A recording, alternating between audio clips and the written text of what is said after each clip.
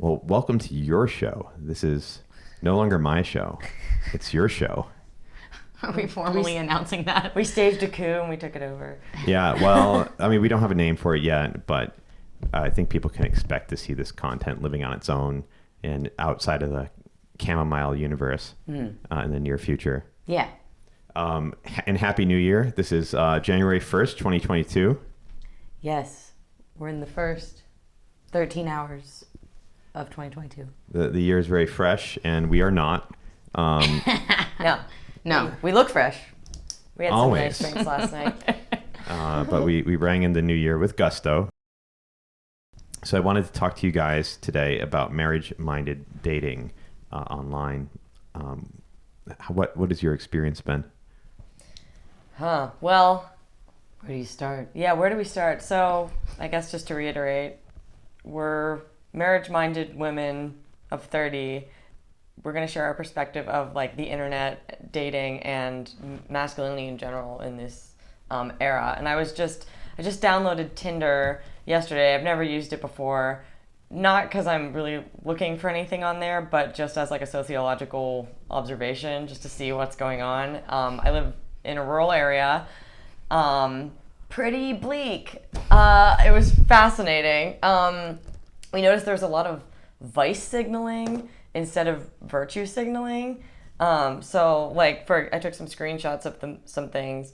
For example, this one guy is like at a party with like 2 beers, like drinking 2 beers at once with his buddies. How old is he? 29. All these guys are late 20s. Yeah. Early 30s, late 20s, I have it right? set to like, I think like 27 to like 35 or something. Yeah. I don't know. And yeah, it's a lot of people mentioning like things they like to do or things they like and not their values. It's very hobby focused also. Like, Yeah. here's what I like to do, or like how I like to spend my time, as if that's like the total sum of a person. Whereas like that tells you almost nothing about like how are they going to make decisions in life? How are they going to lead you if your relationship does get serious and like turn into talk of marriage, right? It doesn't matter. Does it really matter if someone likes beer and rock climbing, or does it matter like how they view the world, their philosophy, their values? What do they place highest on their like values hierarchy and lower? Yeah. But nobody even communicates that. No. It's just like, I'm seeing tattoos, sports, traveling, beer. Like that's most of what I'm seeing. Tattoos is like really popular. It must be the area I'm in. Like you can put your interests, like tag your interests, and that's common. And I was saying earlier that it begs the question of like what makes a man a man. Like have any of these guys really thought about it? Doesn't really seem to be like most of them seem like they haven't really asked the question. And you know, is it really those things: beer, sports, traveling? Well, and there's also the other thing we were noticing is that there's like this everything's about being casual, and like there's no earnestness coming from these profiles. If you find a man who is being earnest in his profile, he's like a major outlier. It's like kind of like it seems like one of the cultural values right now is like irony, and I mean, I would argue even like nihilism, like things don't really matter and like whatever, instead of like a profile where someone's being earnest, they're clear about what they want. They're like, here's who I am, here are my values, here's what I'm looking to do in the next 5 years. You almost never see mention either of people's like what they want for their lives. Yeah. It's like, here's what I'm currently doing. Everything's like short-term hedonistic focused, right? I'm drinking beer and watching Netflix, and here are the TV shows I like, right? Yeah. Instead of like, here's what I want for my life, here are my goals, here's how I orient my life. Like, or here's what I think a relationship ought to look like. Like here's like there's not a lot of including the person viewing. Right. It's like it's all about me and like Well, here's what I unless like it's- and you better like to do that too. And it's like, well, what do you think a relationship is? well, even women, I think, like screw this up because they're like, oh well, you have to be this tall or this astrological sign or whatever, instead of like, here's how I view our roles in the relationship. Like I remember when I was online dating, I'm not anymore, but like in the past, I put in my profile that I like believed in more like traditional gender roles, and that like women would like raise children and be at home and men would be the breadwinner.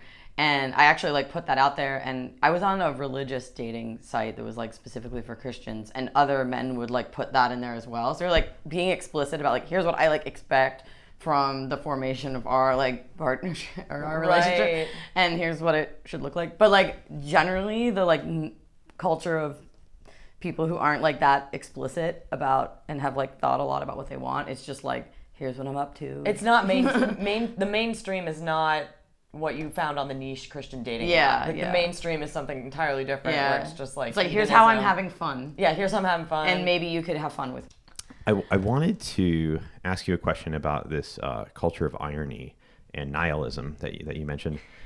So it seems like the mainstream dating world is in dire straits, and like people's ideas of what a relationship is for is non-existent. It's maybe someone to watch TV with, maybe have a little bit of sex, and then I guess break up when you're tired of each other or it gets hard. Like that's kind of at least looking at the dating app, that seems to be like what people's conception of what a relationship is. Mm-hmm. Yeah. Where do you think this comes from? I think it's lack of parenting. I think that, I don't know, what a relationship is goes completely uncommunicated to modern people. Like no one is telling them, and I don't know if they really saw it modeled with their parents. Maybe they did. There's a lot of things. I mean, like one of the other things is like we don't really.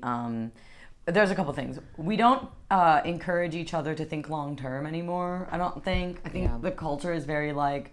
We're really encouraged to focus on our short term pleasure from many angles, right? Whether that be like through consumerism or like whatever it is. We have a culture where our food system is like stuff that tastes good but is bad for you long term. Our media is stuff that's like entertaining but doesn't point to any higher value. Like there's this very fast food culture of everything, and then that like drips into relationships, I think.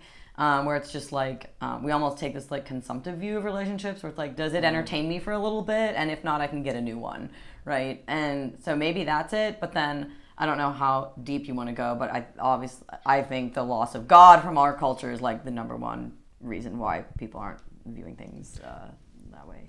Yeah, it's interesting when you talk about lack of parenting, because these people do have parents, right? They have a mother and a father, presumably the mother gave birth to them.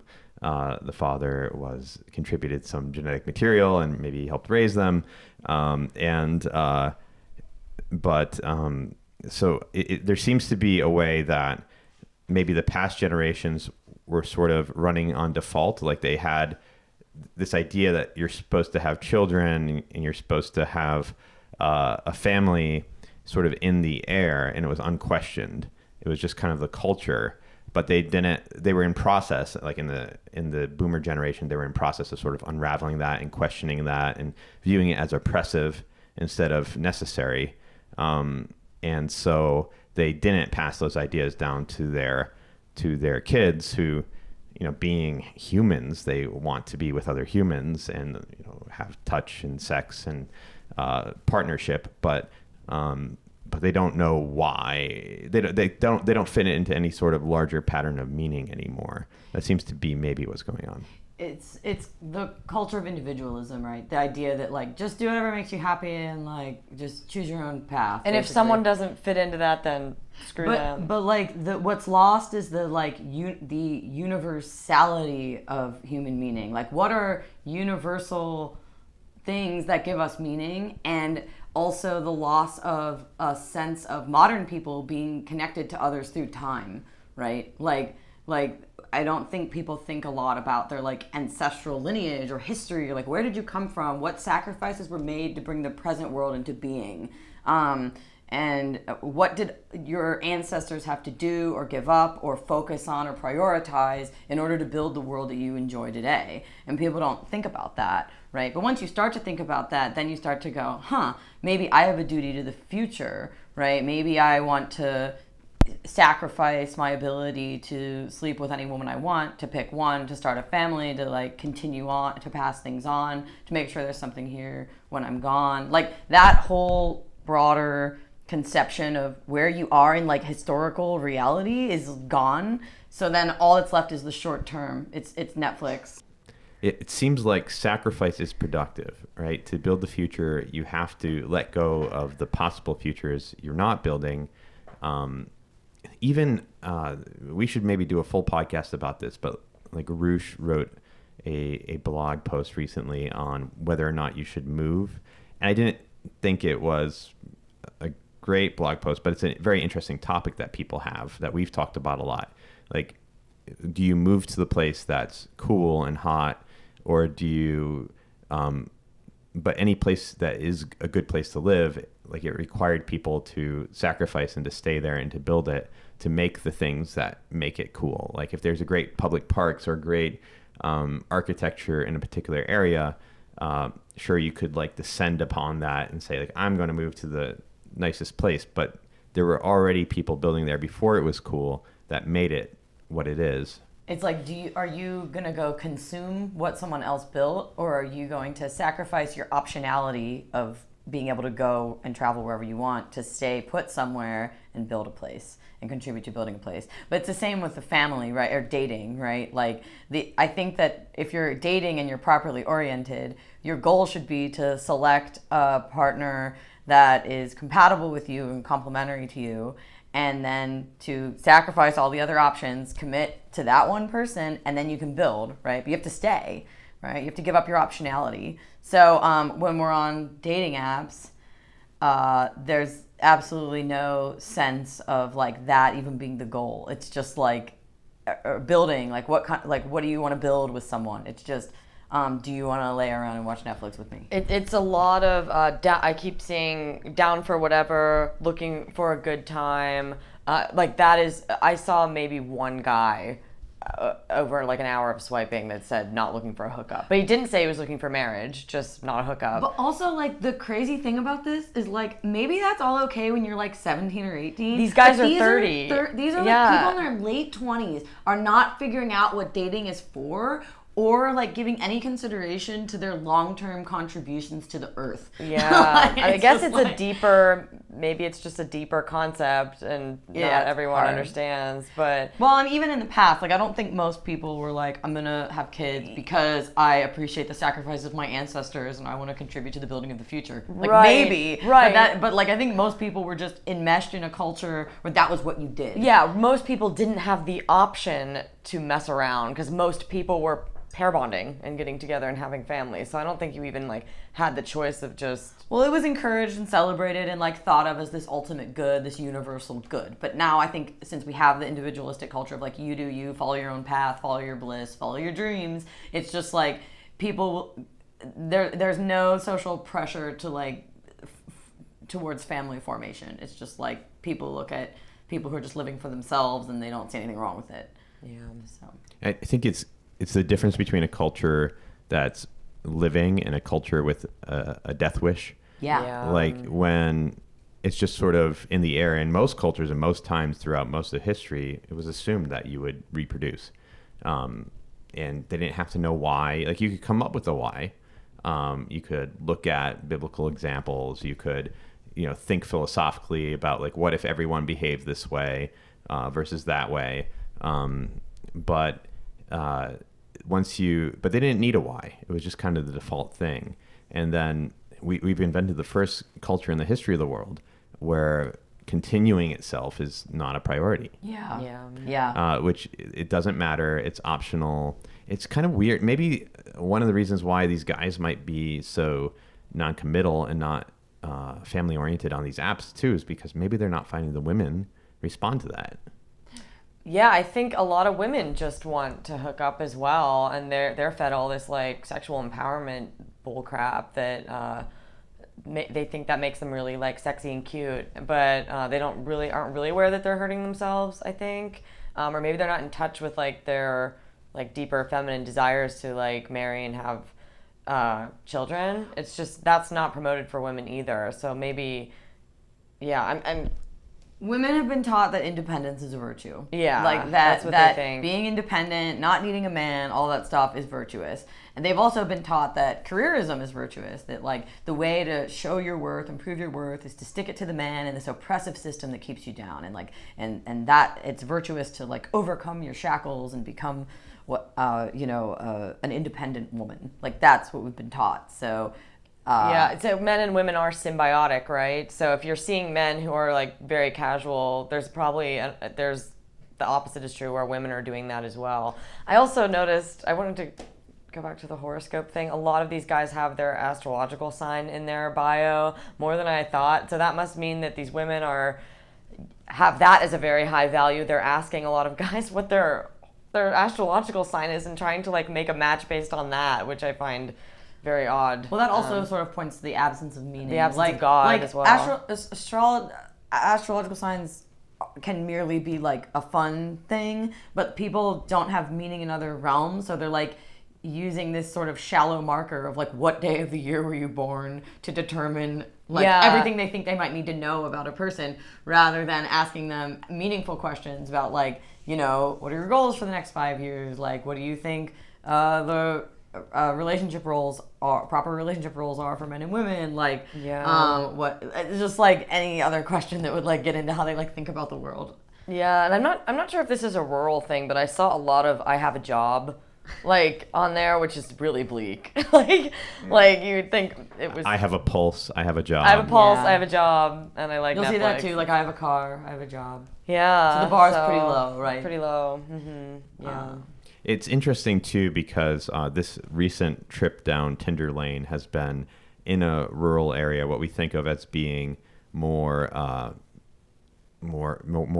It's definitely a more fertile part of America. Maybe a lot of people having kids on accident, but more people having families than we all lived in the Bay Area for a while, and it's a different dating culture there. But if this is like the more family-oriented, more traditional part of America, that's like less poly, less open to like novel sexual things, less open to sort of these secular crazes, the more closed-minded, traditional, conservative America, it is bleak. Yeah. It's like, and you're honestly kind of seeing something that shocked me when I left the Bay Area, because I was there for 6 years, and I kind of awakened to these problems that you just mentioned about how people are thinking and not really oriented towards anything long-term meaningful, but really focused on short-term fun and novelty and things like that.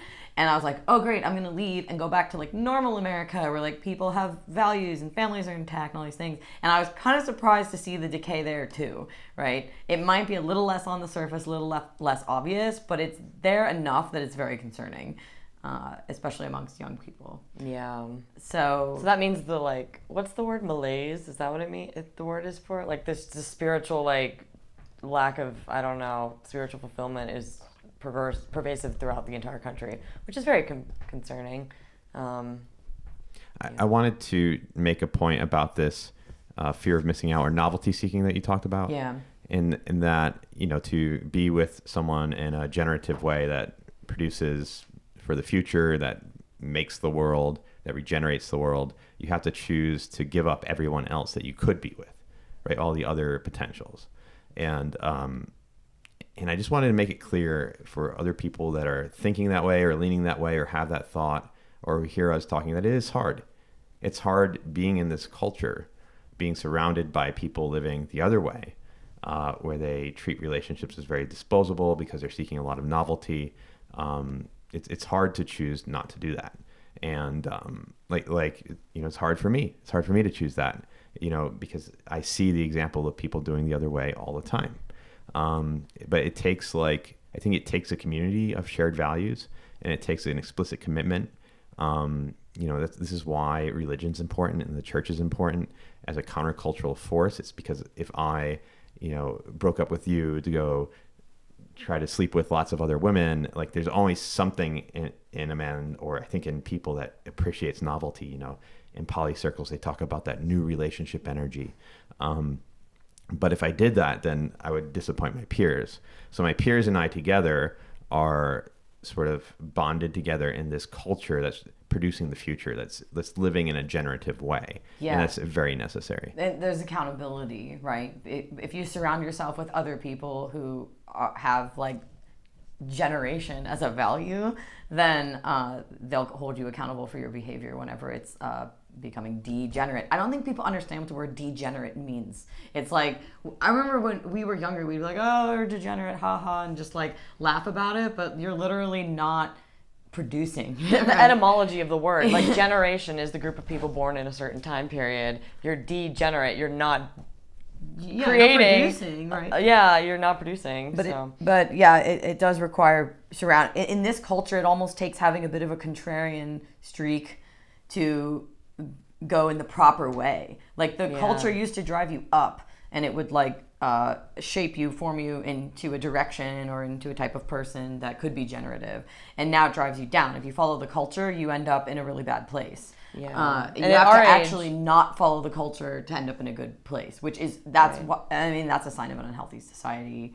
Mm-hmm. Yeah, you probably end up at music festival if you like novelty and you're around our age. You end up at music festivals where people are experimenting with different relationship types and with drugs, and everything falls apart very easily. So I saw a lot of that on this app as well. Yeah, as a man, I can be slightly dumber, right? I can be on a slightly longer timeline. Yeah.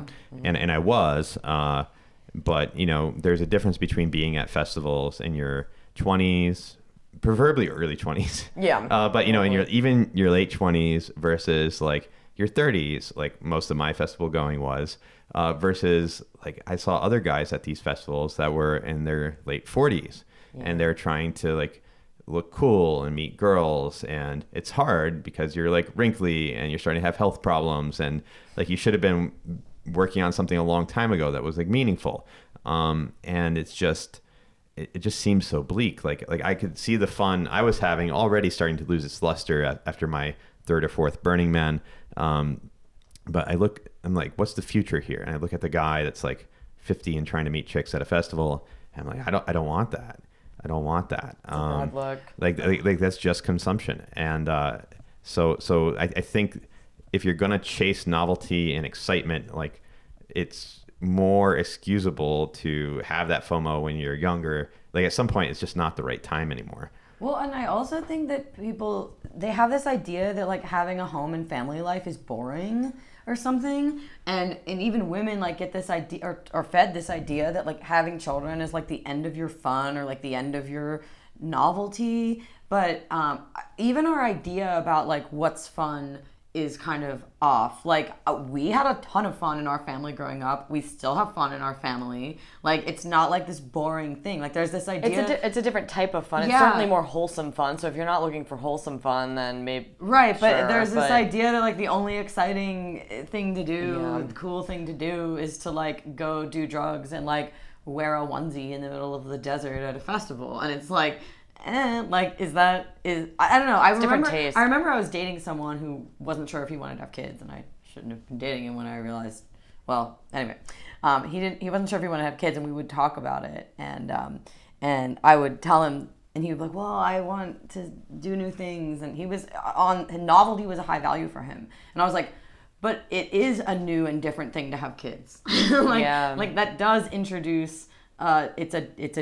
It's a different thing, right? It's something we haven't experienced yet. Something we haven't done. It is new and different. But people don't see it that way because it does require sacrifice. Like, you can't be out at the club till 3 a.m. when you have kids, right? It's like a different type of thing. People think that to have fun, they have to, like, be the child. Wow. Yes. But you can have children and, you know, vicariously enjoy their fun. And that's, like, more appropriate. Like, you can't cling... It's like trying to cling to a melting ice cube or something when you cling to the joy of youth. As you're getting older, it's like it goes away. There's a time for it, and there's a time to do other things and to find other sources of meaning. Well, and there's something about the maturation arc. Like you go from, and again, this comes back to consumption and production. Like when you're a child, like other people are like producing experiences for you, and like they're like giving you toys. Like I remember our dad would like. He would like give us different toys or like take us to different places, different museums and things like that. He was like producing experiences for us so that we could like, facilitating us having fun and exploring the world and things like that.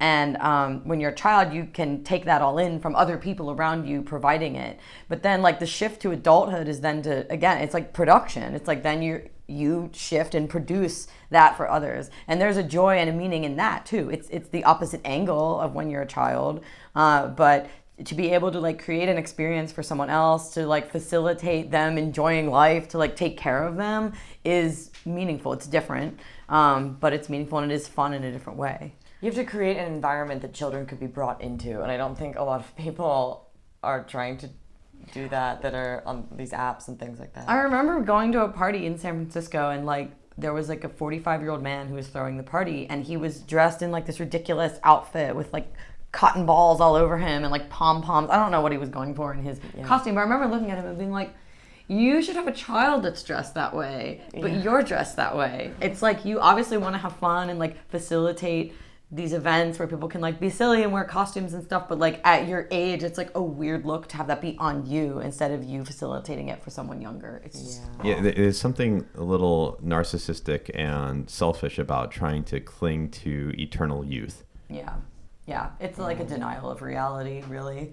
So and a lot of people nowadays, they view having kids as sort of a lifestyle choice where like you can do it or not do it. It's just a choice, right? Like we've sort of created, libertarianism has won in some ways, I think, in the cultural realm, where like this idea that there's no higher good than your personal choice and your personal pleasure is a dominant theme in public morality. Like if you're not hurting anyone, do what you want, right?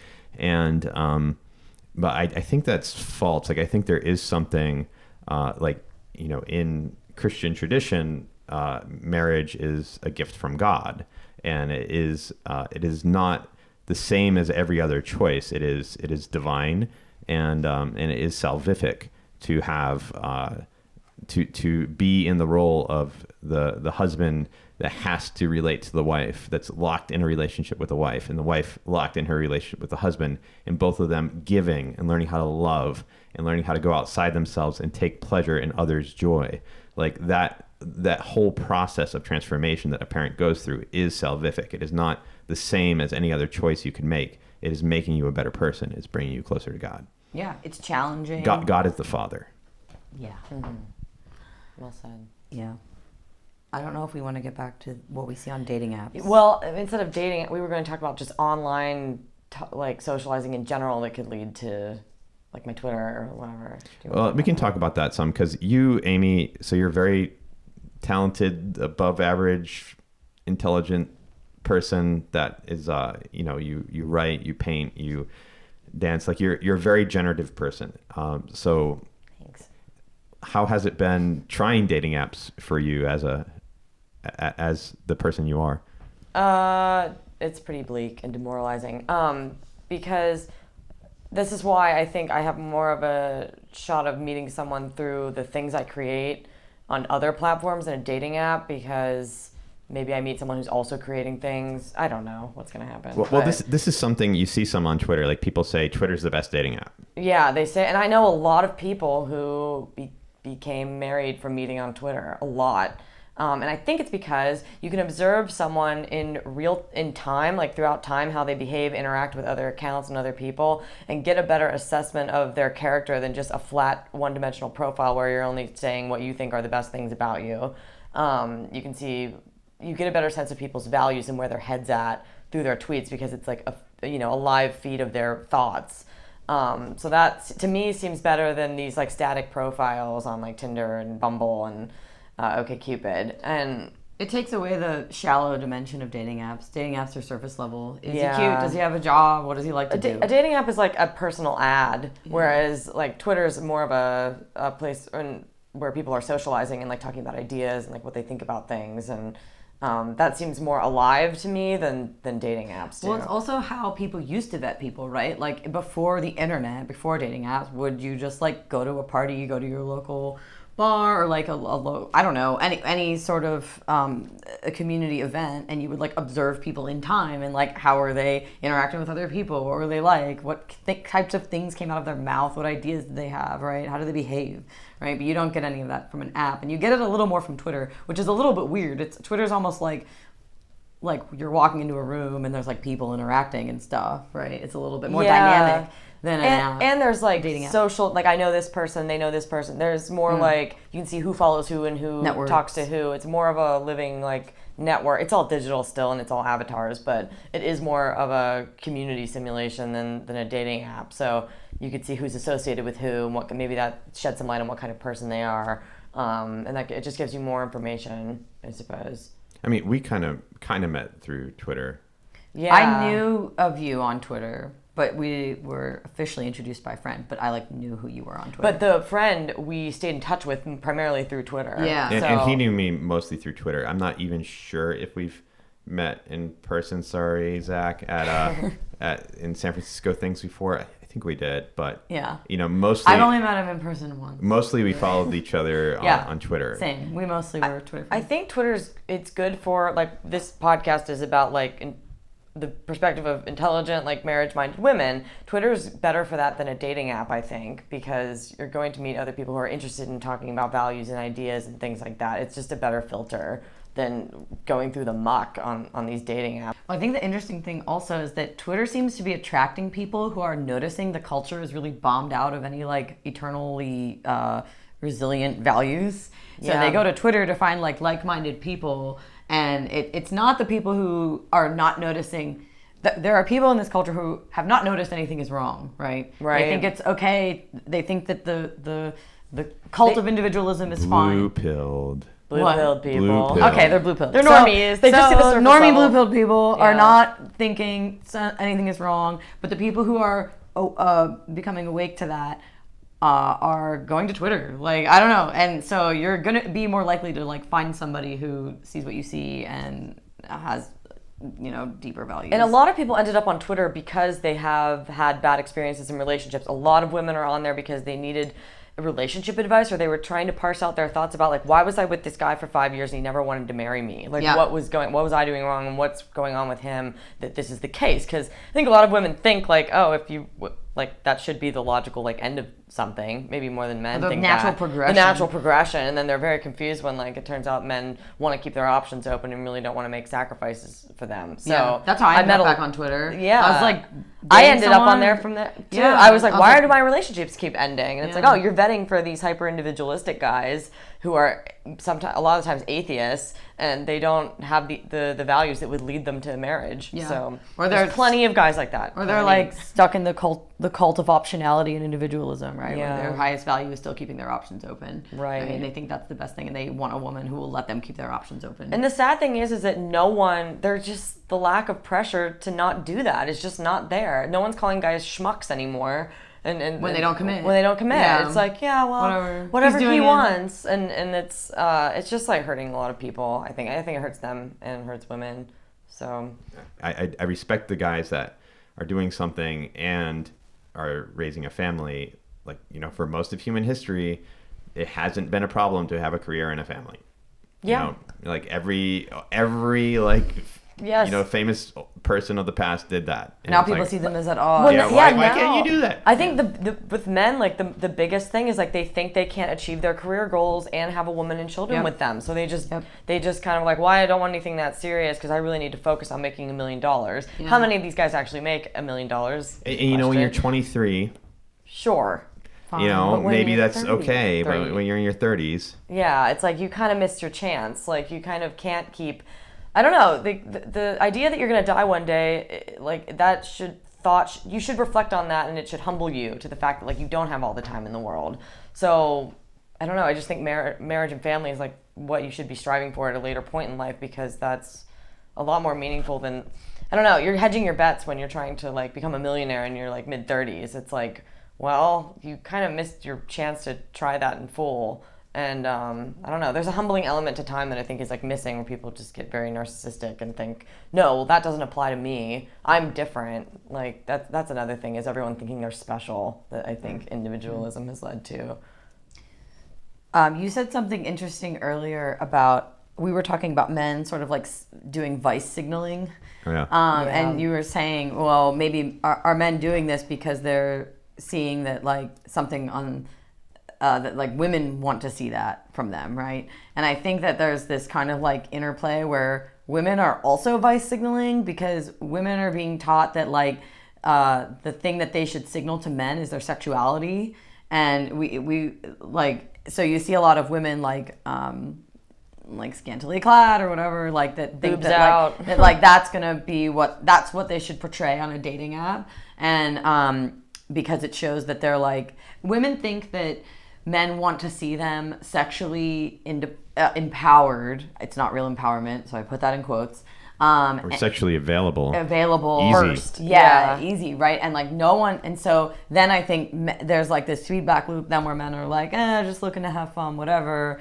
And everyone thinks that's what the other person is looking for, and they think that that is an inroads. I think deep down people want a long-term meaningful relationship, and they think that that's the inroads to it, because that's what we've been taught, is that that's how you start a relationship. I mean, if you look at like movies, right? It's often like sex first. Young couple meets, sex first, okay, and then they have a relationship, which is just not reality, right? Backwards. So no one's talking to women about what they need to portray in order to attract a man who's like-minded and wanting to establish something long-term and build something meaningful. And what you want to portray is not your sexual availability. In fact, the opposite, because you want to portray that you're not looking to keep your options open or to like have any man be able to access your body, right? Because that's the opposite of you're signaling a committal mindset. Yeah, you're signaling the opposite of like, I'll be loyal. You're signaling like, I might cheat on you because I kind of give this to everyone, and I don't. Because you already are. Because you are, yeah. But like nobody explains this to women that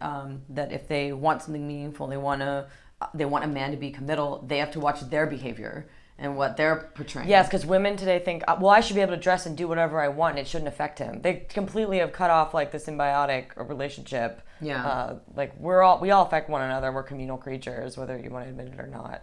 And this is related to how men act too, because men are creatures that want to become who they need to be to get the woman, right? So if they see they don't need to really be anything to get the woman, then they're not motivated to become the best version of themselves.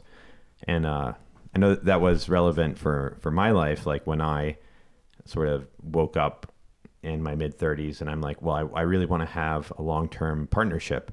I need to become the kind of woman that wants a long-term partnership is looking for. Now that's kind of a minority opinion, like not every guy has that awakening, but that's kind of the track I've been on.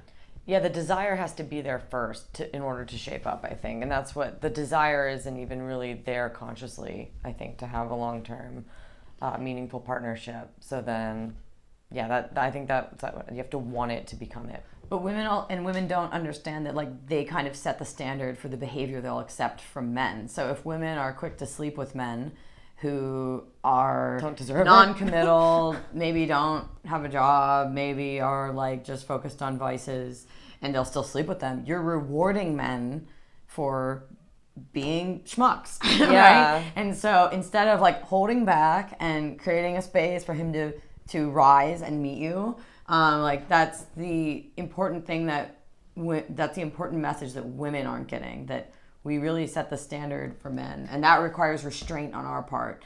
We have to hold back sex and say, well, here's what is required of you to be with me, and then men will rise to meet that standard. But when you have en masse women sleeping with men on the first date or the second date, then you just create this totally terrible culture where men aren't being elevated to any higher standard of masculinity or virtue. And it really is, women don't like to hear this because we want to think of ourselves as fully independent and empowered, and not, but we really do affect men and their behavior, and no one's teaching young women this. There's a Fulton Sheen quote about this that if we had more time I would pull up, where he said civilization could be measured in terms of the like virtue of its women, because women set the standard for how men behave. So women, it's true. Like, we don't need feminism to tell us that we have a lot of power. You just do innately. Like, it's just a different kind of power than the feminists are telling women. It's like, women have your sexuality has a ton of power, but you're using it wrong. Yeah. Like, when you let it be unruly, that's not the proper application of the power of your sexuality. Right. I wrote about that for Evie. I wrote Feminism's Biggest Lies, that women don't have power. Because we have a lot of power to compel men to be good men and to want. Should we wrap it up? We should wrap it up. I think it might be fun to wrap up with a little Tinder scrolling, like impromptu. Should I read some stuff? Yeah, real quick. Let's see here. Just leave out identifying characteristics. Yeah. So, and if you get a real good one, screenshot it so that I can include parts of it in. Okay. Yeah, this guy, let's see here. A lot of the mental health awareness thing. Work is 95% of my life, but I need something for the other 5%. So you're going to be 5% of this guy's life. Cool. He's 32, by the way. Brandon, 32, Taurus, if that matters. Again, telling us what as if that matters. Yeah. At first, I was under the impression Tinder was some kind of fast, convenient way to look at nearby user and everyone was able to find hookups. Guess I was wrong. Good place to get scammed or just confused. Okay. There's a lot of these guys that are... Random bitterness. Random bitterness about the fact that they're on a dating app. That's constant. Here's one. I just want to be single. I give up. And he's placed... I won't show the identifying thing, but it's him proposing to a girl and he's whited her out and it says, this could be you. So I... Do you have a screenshot of that? Yeah. Yeah, I can put a screenshot I assume up. he proposed to someone, it didn't work out, and he's very upset. So he's letting us know that. 36-year-old. This guy was a good example. He said he could give you advice on medicine, fix your computer, change diapers, remove a load-bearing wall in your house. Yeah, I thought that was pretty good. It's like, here's what I'm offering you. It's pretty good, but the question is, I don't know. Does he have a kid? Is that where that comes from? Yeah, like changing diapers, or is that a hint that he wants kids? I'm not sure. I don't know. It's like here's strange. This one. Right now, I just want some angry sex. Chris, who's 35, he'd treat you like a queen. Just wants some angry sex. And then there might be a woman that responds to that, but it'd have to be a woman who's like also like just in the depths of despair and completely just wants a warm body. Right. And then there's Ryan, the 30-year-old athletic trainer who is at least 50 pounds overweight, which I found very interesting. So yeah, good stuff. All right, we can wrap it up there. I think that online dating and dating in general is it's a bit of a numbers game. Unfortunately, you have to get a decent pipeline and stick with it, and then hope it works out. And you need a lot of prayers and some divine intervention. Yeah, that's what certainly helped in our case. So best of luck to you, Amy, and congratulations to you too. and good luck to everyone else out there. I know it's hard. But we'll get through this together. Good luck in 2022. Till next time. Happy New Year. Happy New Year. And cut.